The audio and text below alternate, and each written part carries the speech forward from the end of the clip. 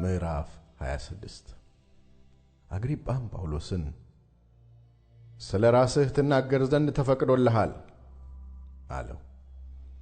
በዚያን ጊዜም ጳውሎስ እጁን ዘርግቶ መለሰ እንዲህ ሲል፣ ንጉሥ አግሪጳ ሆይ፣ የአይሁድን ሥርዓት ክርክርንም ሁሉ አጥብቀህ አውቀሃልና በአይሁድ በተከሰስኩበት ነገር ሁሉ ዛሬ በፊትህ ስለምመልስ ራሴን እጅግ እንደተመረቀ አድርጌ እቆጥረዋለሁ። ስለዚህ በትዕግሥት ትሰማኝ ዘንድ እለምንሃለሁ። ከመጀመሪያ አንስቶ በሕዝቤ መካከል በኢየሩሳሌም የሆነውን ከታናሽነቴ ጀምሬ የኖርሁትን ኑሮዬን አይሁድ ሁሉ ያውቃሉ። ሊመሰክሩ ይወዱ እንደሆነ በአምልኳችን ከሁሉ ይልቅ ሕግን በመጠንቀቅ እንደሚተጋ ወገን ፈሪሳዊ ሆኜ እንደኖርሁ ከጥንት ጀምረው አውቀውኛልና አሁንም ከእግዚአብሔር ዘንድ ለአባቶቻችን ስለተሰጠው ስለ ተስፋ ቃል አለኝታ ልፋረድ ቆሜአለሁ።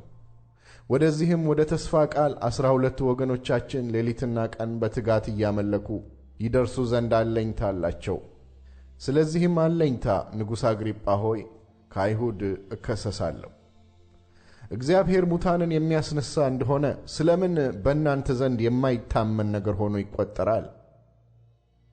እኔም ራሴ የናዝሬቱን የኢየሱስን ስም የሚቃወም እጅግ ነገር አደርግ ዘንድ እንዲገባኝ ይመስለኝ ነበር። ይህንም ደግሞ በኢየሩሳሌም አደረግሁት። ከካህናት አለቆችም ሥልጣን ተቀብዬ እኔ ከቅዱሳን ብዙዎችን በወህኒ ያሳሰርኳቸው፣ ሲገድሏቸውም አብሬ ተቸው። በምኵራብም ሁሉ ብዙ ጊዜ እየቀጣው ይሰድቡት ዘንድ ግድ አልኳቸው። ያለ ልክ ስቆጣባቸውም እስከ ውጭ አገር ከተማዎች ድረስ እንኳ አሳድድ ነበር።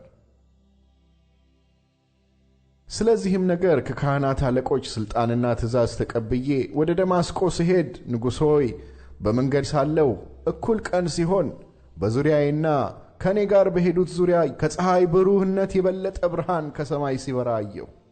ሁላችንም በምድር ላይ በወደቅን ጊዜ ሳውል ሳውል ስለምን ታሳድደኛለህ? የመውጊያውን ብረት ብትቃወም ላንተ ይብስብሃል የሚል ድምፅ በዕብራይስጥ ቋንቋ ሲናገረኝ ሰማሁ። እኔም ጌታ ሆይ ማን ነህ አልኩ።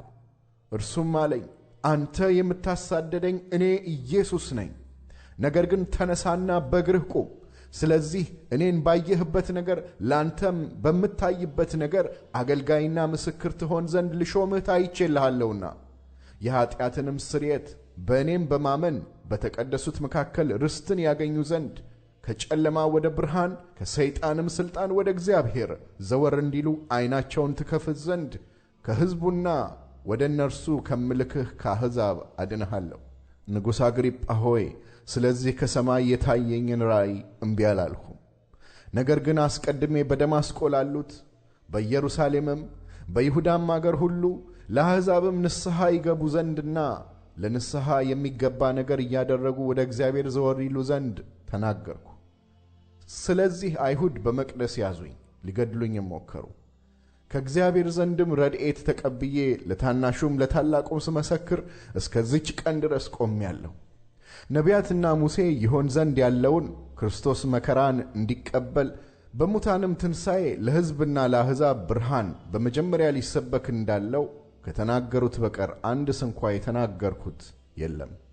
እንዲህም ብሎ ስለ ራሱ ሲመልስ ፊስጦስ በታላቅ ድምፅ ጳውሎስ ሆይ አብደሃል እኮ፣ ብዙ ትምህርትህ ወደ እብደት ያዞርሃል አለው። ጳውሎስ ግን እንዲህ አለ፣ ክቡር ፊስጦስ ሆይ፣ የእውነትንና የአእምሮን ነገር እናግሁ እንጂ እብደትስ የለብኝም። በእርሱ ፊት ደግሞ በግልጥ የምናገረው ንጉሥ ይህን ነገር ያውቃል። ከዚህ ነገር አንዳች እንዳይሰወርበት ተረድቻለሁና ይህ በስውር የተደረገ አይደለምና። ንጉሥ አግሪጳ ሆይ፣ ነቢያትን ታምናለህን? እንደምታምናቸው አውቃለሁ። አግሪጳም ጳውሎስን በጥቂት ክርስቲያን ልታደርገኝ ትወዳለህ አለው።